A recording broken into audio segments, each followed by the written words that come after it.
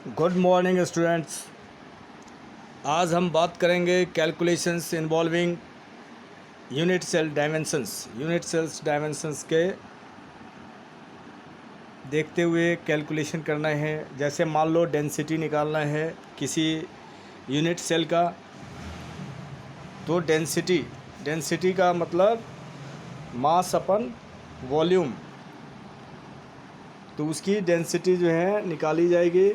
कभी आपको जैसे कैलकुलेशन के लिए दे देगा मास निकालना या फिर वॉल्यूम निकालना, तो कुछ भी अगर रहे, मास निकालना हो या फिर वॉल्यूम निकालना हो या फिर डेंसिटी निकालना हो, तो एक फॉर्मूले से आप डिराइव कर सकते हैं।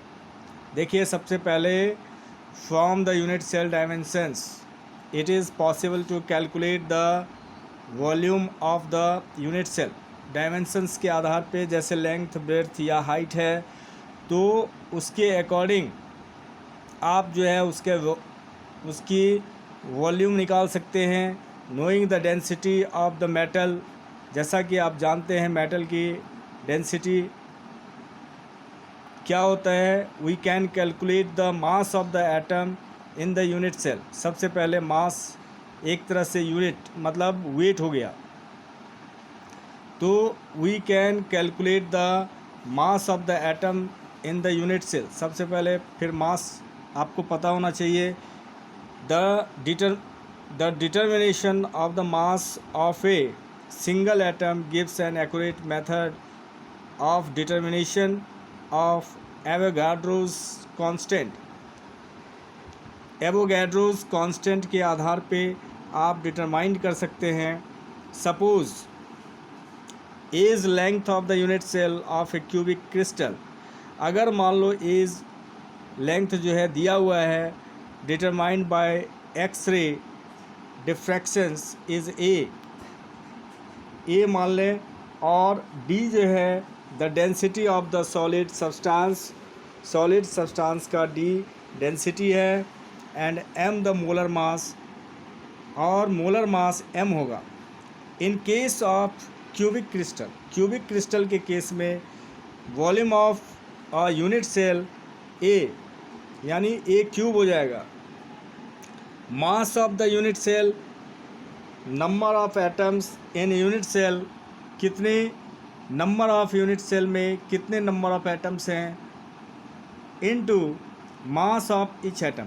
मास ऑफ ईच एटम का जो है हम देखेंगे, अगर गिवन होगा तो गिवन, तो क्या हो जाएगा Z into M. Here Z is the number of atoms present in one unit cell. One unit cell के अंदर कितने एटम्स प्रेजेंट हैं उसको डिनोट किया गया है। And M is the mass of single atom, और सिंगल एटम का मास जो है एम डिनोट है। Mass of N atom present in the unit cell, mass जो है किसी भी एटम का यूनिट सेल में कितने हैं, तो m is equal to capital M upon capital N A, यानी m is the molar mass. m जो है कैपिटल M, ये मोलर मास हो जाएगा। तो मास ऑफ एन एटम, किसी भी एटम का मास निकालना है तो मोलर मास अपॉन Na का मतलब हो गया volume of the unit cell.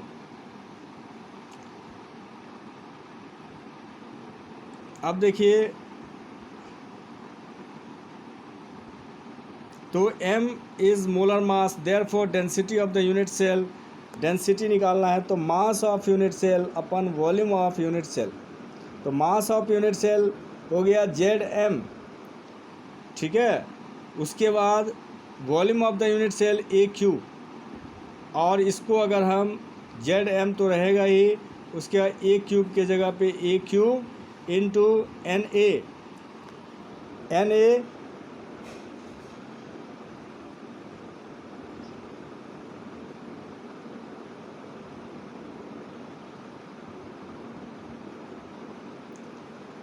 ये टोटल नंबर हो गया Na।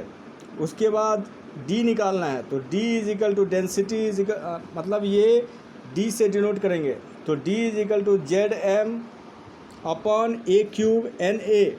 अब देखिए, remember the density of the unit cell is the same as the density of the substance, density of unit cell का जो है वो सेम हो जाएगा सब्सटेंस के डेंसिटी के बराबर। The density of A solid can always be determined by other method से भी आप निकाल सकते हैं। आउट ऑफ द 5 पैरामीटर्स, इसमें 5 पैरामीटर्स हैं, D, Z, capital M, A and N A.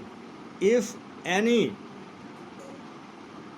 4 are known, अगर कोई 4 अगर आपको पता है, we can determine the 5th, आप 5th जो है निकाल सकते हैं।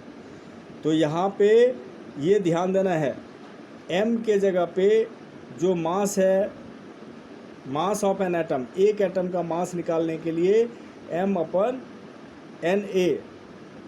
यानी टोटल नंबर जो है देखा जाता है। तो m इज़ द मोलर मास। तो इस तरीके से आप इसमें जो है डेंसिटी निकाल सकते हैं।